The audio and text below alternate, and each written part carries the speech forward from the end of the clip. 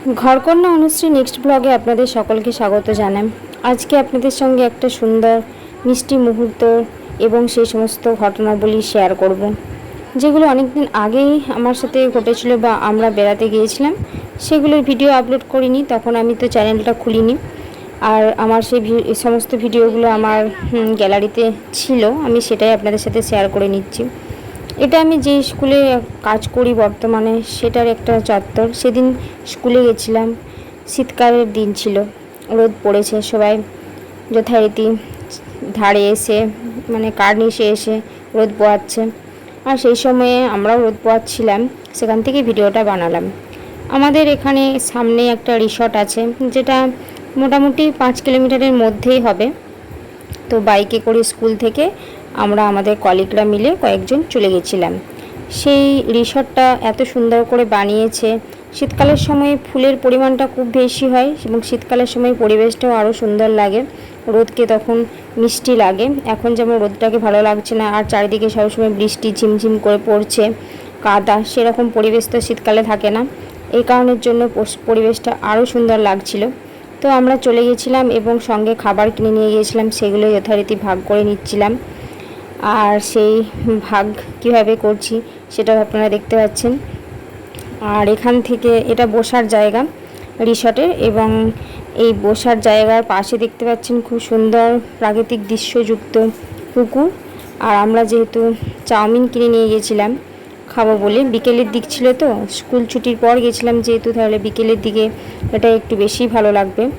আরও অন্য কিছু কিনতে পারতাম, কিন্তু এটাই অর্ডার করা হয়েছিল, বাকিগুলো অর্ডার করা হয়নি। তো এটাই নিয়ে গেছিলাম, আর এর সাথে সস দিয়ে দিয়েছিল, সেটা দিয়েই আমরা এনজয় করে নিয়েছি, দেখতেই পাচ্ছেন। অ্যাকচুয়ালি আমরা তো বেড়াতে গিয়েছিলাম, খাওয়াটা আমাদের মুখ্য উদ্দেশ্য ছিল না। তো এইভাবে আমি আপনাদেরকে এই রিসর্টটা ঘুরে দেখাচ্ছি। আপনারা জয়রামবাটি আসলে সাতবেড়ি বলে একটা জায়গা আছে, সাতবেড়িয়া, ওখানেই এটা তৈরি হয়েছে। আপনারা বেড়াতে আসতে পারেন, জয়রামবাটি আসলে জিজ্ঞাসা করলেই বলে দেবে।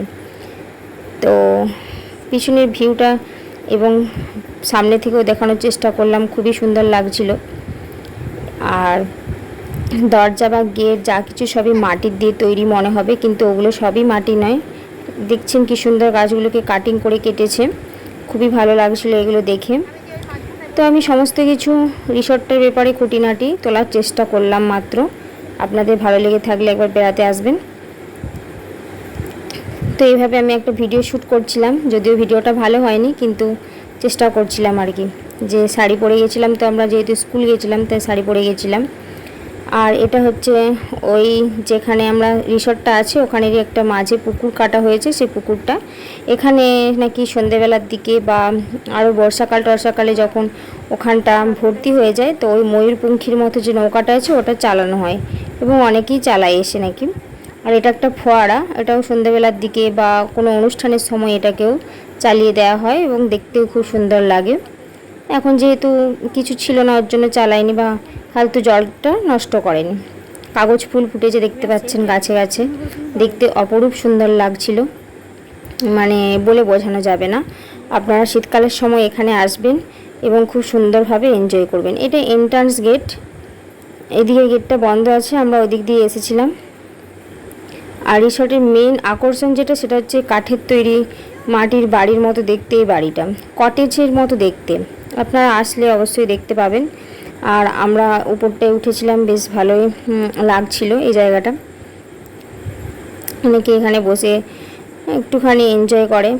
আর রাজহাঁসগুলো তো খুবই সুন্দর, ওদেরকে তদারকিও খুব সুন্দরভাবেই করা হয়। যেহেতু সংলগ্ন পুকুর আছে, তো ওদেরকে রাখাটা এমন কিছু অসুবিধা হয় না, চারিদিক ঘেরা, কোনো কিছু এসে ওদেরকে নষ্ট করতে পারবে না।